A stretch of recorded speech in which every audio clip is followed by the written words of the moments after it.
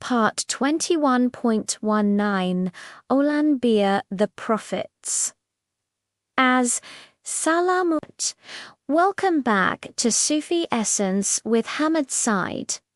We continue our profound and enlightening journey through the heart of Surah Al-Anbiya, a sacred chapter that presents the universal and interconnected tapestry of divine guidance.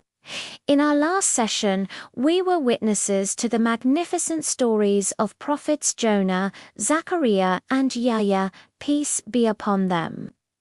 Each a timeless lesson on the profound power of sincere prayer and unwavering trust in Allah's mercy. The narrative of the Quran is a single, continuous, and magnificent river of truth, where one prophetic story flows seamlessly into the next, each one echoing the same timeless messages of faith, steadfastness, and divine providence. Today, the divine discourse leads us to new and equally profound accounts. We will witness the magnificent story of Mary, peace be upon her, a beacon of purity and piety, and the divine miracle of the birth of Prophet Jesus, peace be upon him. The surah then transitions to a powerful and all-encompassing message about the essential unity of all prophetic missions and the ultimate judgment that awaits humanity.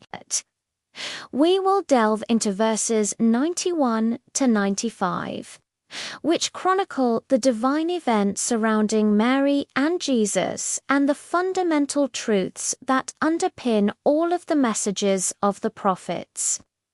These verses are a timeless and unforgettable lesson in the fact that while the prophets and their stories are diverse, the core message of monotheism remains singular and eternal. Cancel Iman, Quran, Al-Anbiya, the Prophets, 21 to 91. Verse 91. And mention the one who guarded her chastity. So we breathed into her through our ruh, and we made her and her son a sign for the worlds. This verse introduces the story of a magnificent and blessed woman, Mary, peace be upon her, and the divine miracle of the birth of Prophet Jesus, peace be upon him. The verse begins with a profound statement of her spiritual state and mention the one who guarded her chastity. The Arabic word for chastity, farj, implies her profound purity and her immaculate spiritual state. She had completely surrendered her being to Allah, and in return, Allah granted her a divine favor that was unique and unparalleled. The verse then details the divine miracle. So we breathed into her through our ruh. This breathing was not a physical act, but a divine act of creation, where a command from Allah brought about the life of Prophet Jesus, peace be upon him, in her womb without a father. The term al-ruh refers to the spirit of holiness, which is an attribute of Allah's divine power. And it is through this divine spirit that Jesus, peace be upon him, was brought into existence. This was a direct and undeniable act of divine will, a manifestation of Allah's supreme power to create in any way he wills. The verse concludes with a powerful and profound statement of their spiritual station. And we made her and her son a sign for the worlds.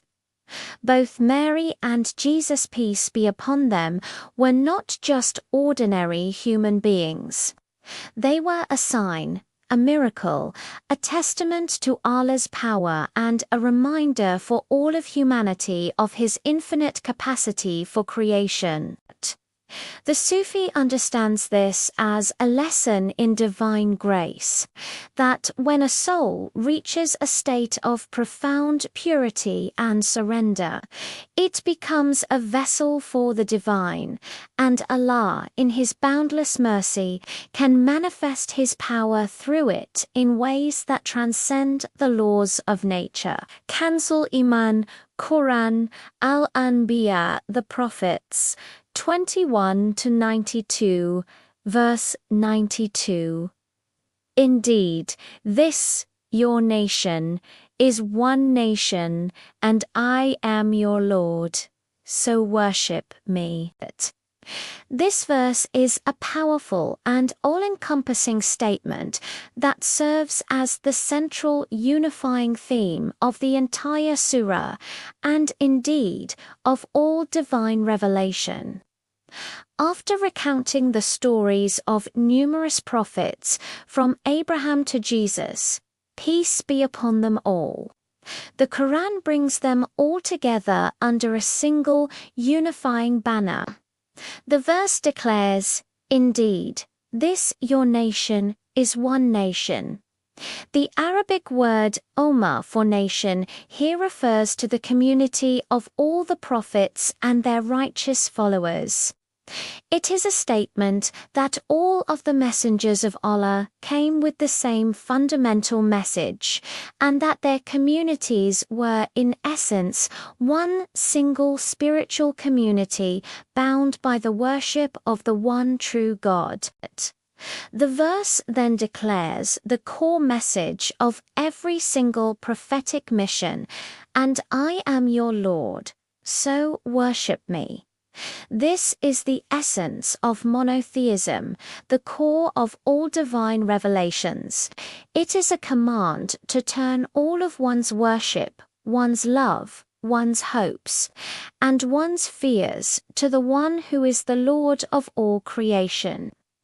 This verse serves as a powerful reminder that despite the diversity of their stories and their specific laws, all of the prophets were a single spiritual entity, and their message was a single unifying call to the worship of Allah. The Sufi understands this as a lesson in spiritual unity, that the external differences in the laws of the prophets were secondary to the fundamental, eternal truth that united them all, which was the worship of the one true Creator. Kanzel, Iman Quran, Al-Anbiya, the Prophets, 21:93 verse 93, and they, the people, split their affair among themselves, but all will return to us. This verse presents a stark and sobering contrast to the beautiful message of unity in the previous verse. While the message of the prophets was singular and unifying, humanity in its weakness and pride chose to divide itself. The verse states, "And they the people split their affair among themselves." The Arabic word takata for split implies a state of being completely fragmented and broken into different sects, groups, and ideologies. They took the unified message of the prophets and, through their own whims and desires, twisted it, corrupted it, and used it to justify their own divisions. This fragmentation was not a product of divine will, but a direct result of human stubbornness and arrogance.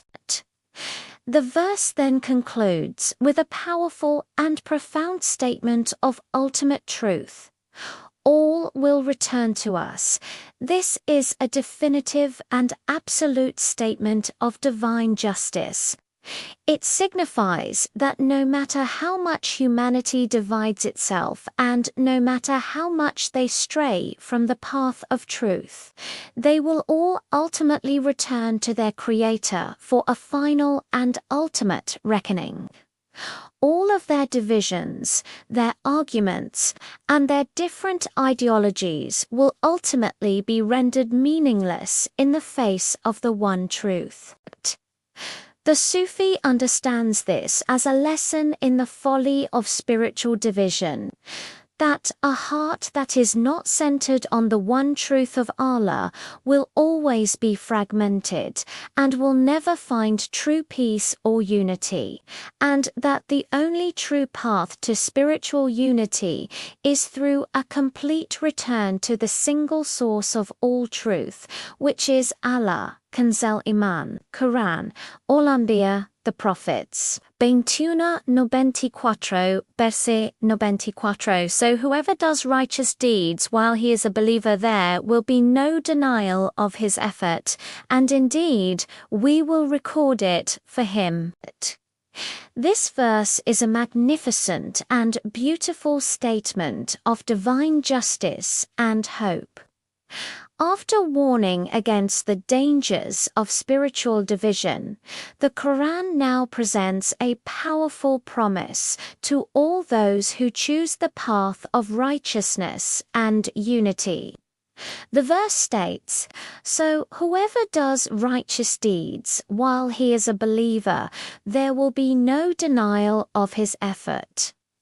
The Arabic phrase fal, kufran, for no denial implies a state of being completely and utterly appreciated.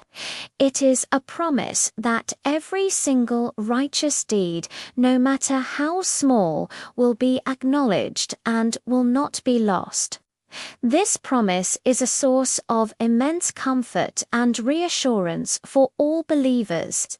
It is a promise that every act of kindness, every moment of prayer, every word of truth, and every single effort made in the way of Allah will be rewarded.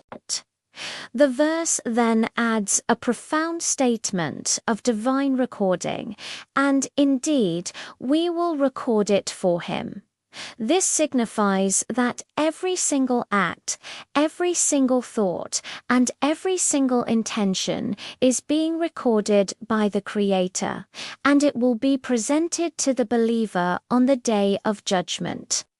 The Sufi understands this as a lesson in spiritual accountability and divine generosity, that a believer's life is a ledger of divine love, where every single act of goodness is recorded and will be met with a reward that is far beyond its worldly value, and that the path to spiritual greatness is through a continuous and conscious effort to do good deeds, knowing that no effort is ever lost in the sight of the Creator. Kanzel, Iman, Quran, Al-Anbiya, the prophets. 21:95, verse 95. And there is a prohibition upon the people of a town which we have destroyed, that they will not return to this world. This final verse in our segment is a powerful and sobering statement of divine justice and the ultimate finality of a choice made in a state of willful disbelief. The verse states, "And there is a prohibition upon the people of a town which we have destroyed, that they will not return to this world." This is a powerful and definitive statement. It signifies that those who defiantly and continuously reject the truth, despite the clear signs and warnings, will ultimately face a divine punishment from which there is no return.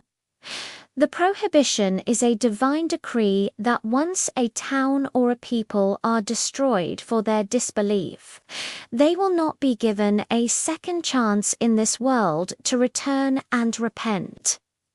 This serves as a powerful reminder of the immense seriousness of disbelief and the ultimate finality of a spiritual choice. It is a call for all of humanity to reflect on their own spiritual state and to make a conscious choice to follow the path of truth before it is too late.